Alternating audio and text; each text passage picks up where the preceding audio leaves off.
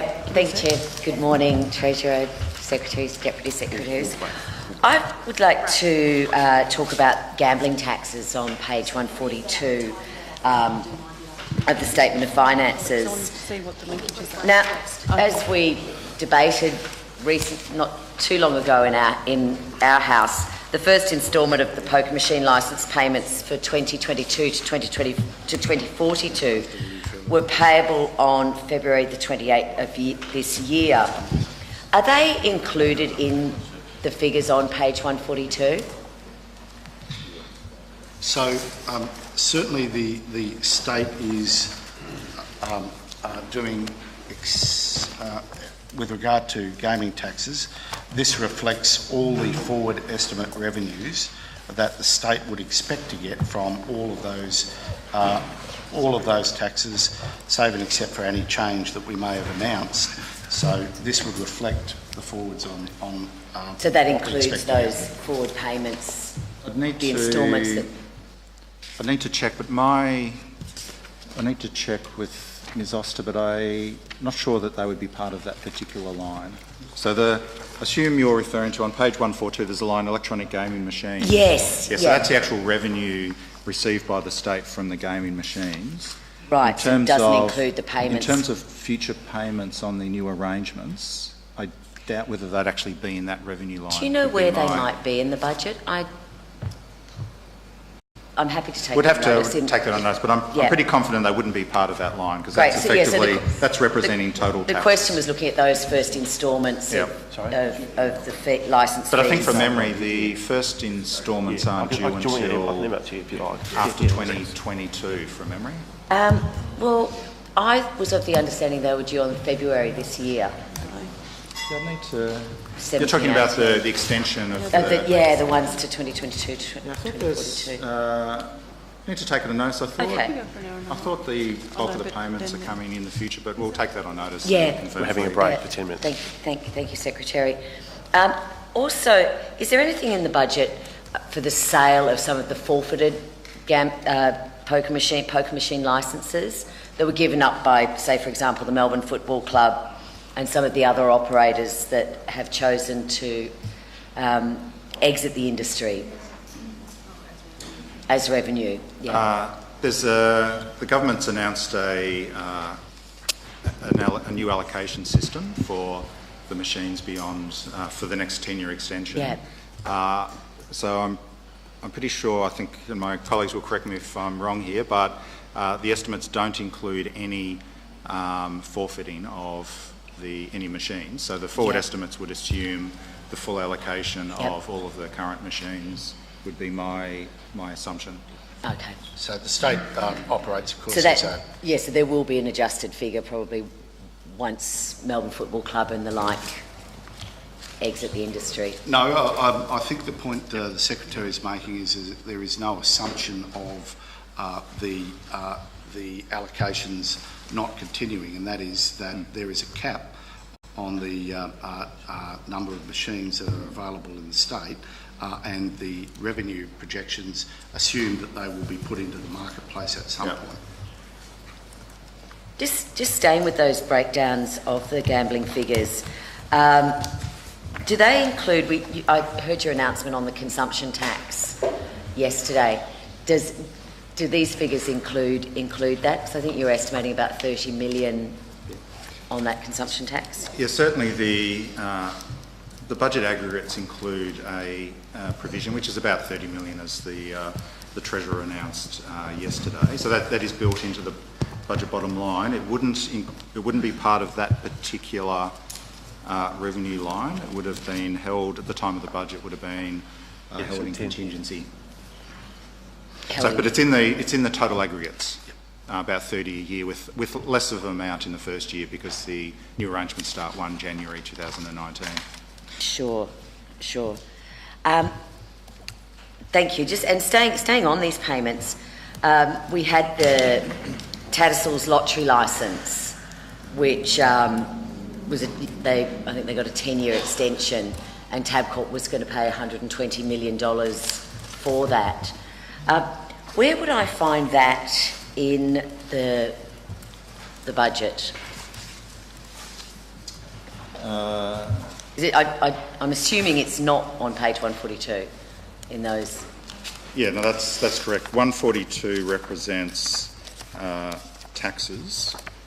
I'd need to take on notice exactly which lines of the financial statements that those particular payments would be coming through. But yeah, page 142, they're the gambling taxes broken down. So it'd be sitting somewhere else. Yeah. We can take that on notice. Thank you. Thank you. Now, is it correct that the total take from gambling, and that's including the licence fees and everything, is forecast to top about $2 billion for the first time?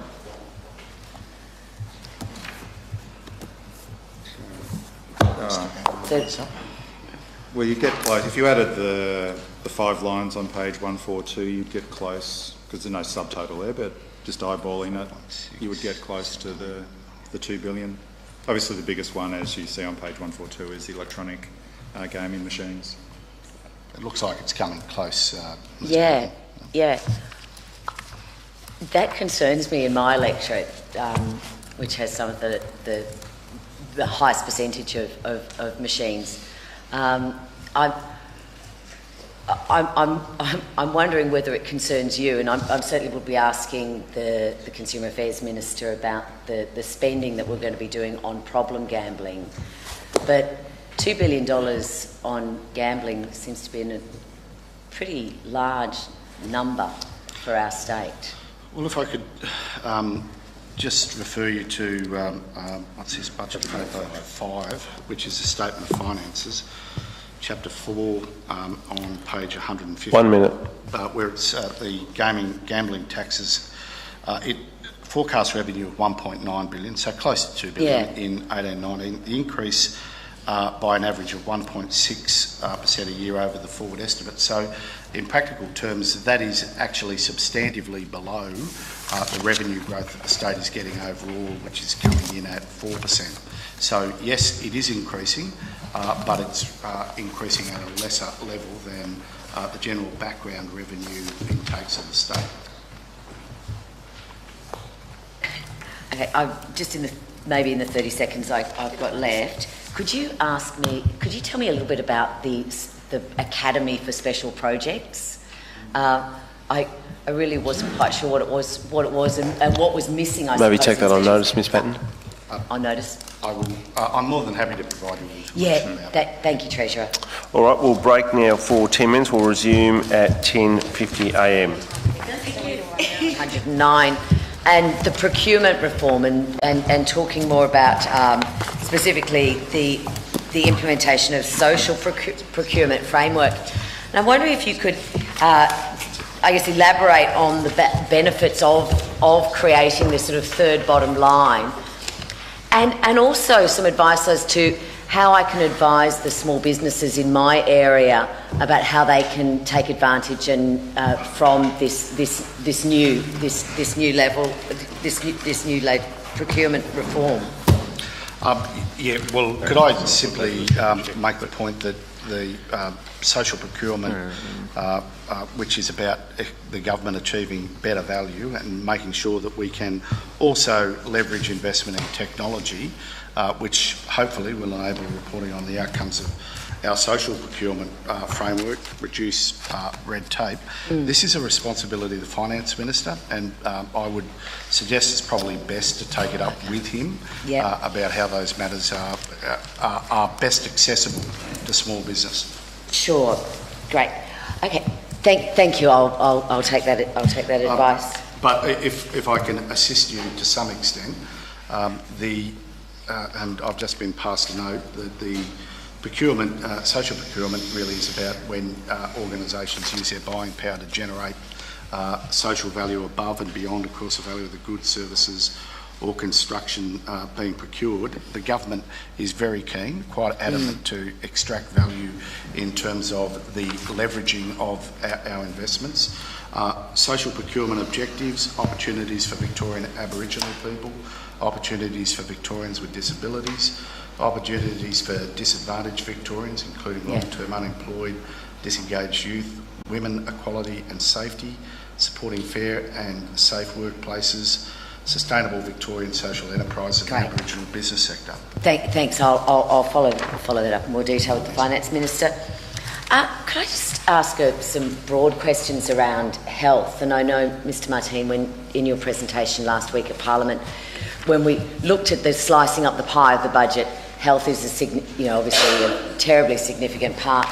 And I was speaking to Craig Drummond from Medibank Private the other week as well, who was describing that we're ageing at 4 years every 20 years or so. So has Treasury done any modelling on that ageing population, or what our strategy is in the next 10 or 20 years? Well, perhaps I can partly answer the first part of your question. I'll leave sort of strategy for the Treasurer.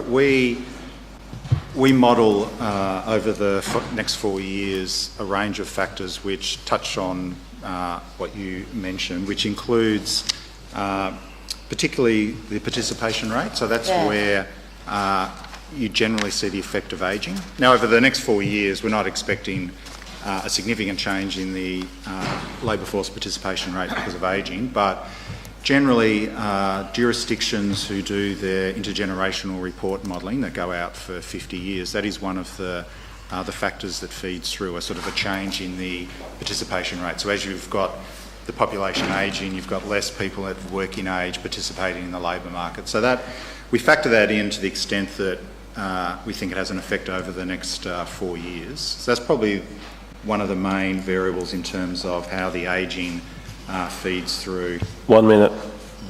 And just to supplement that, the state's total output for health and also for human services is expected to be about $25 billion in 2018-19. That's 7.7% more than the 2017-18 budget. So you can see there's a factor for both population growth and, of course, demand growth, and recognition that as a population ages, there will be greater demand for services that the state provides. So just finding that in the last few seconds, is there that does Treasury do long-term modelling on this? I mean, I appreciate that we look at 4 years, but do we look further than that? We do, depending on what the issue is, we do from time to time do some longer term projections in terms of not just in health but other areas. Order missing until 11:50 a.m.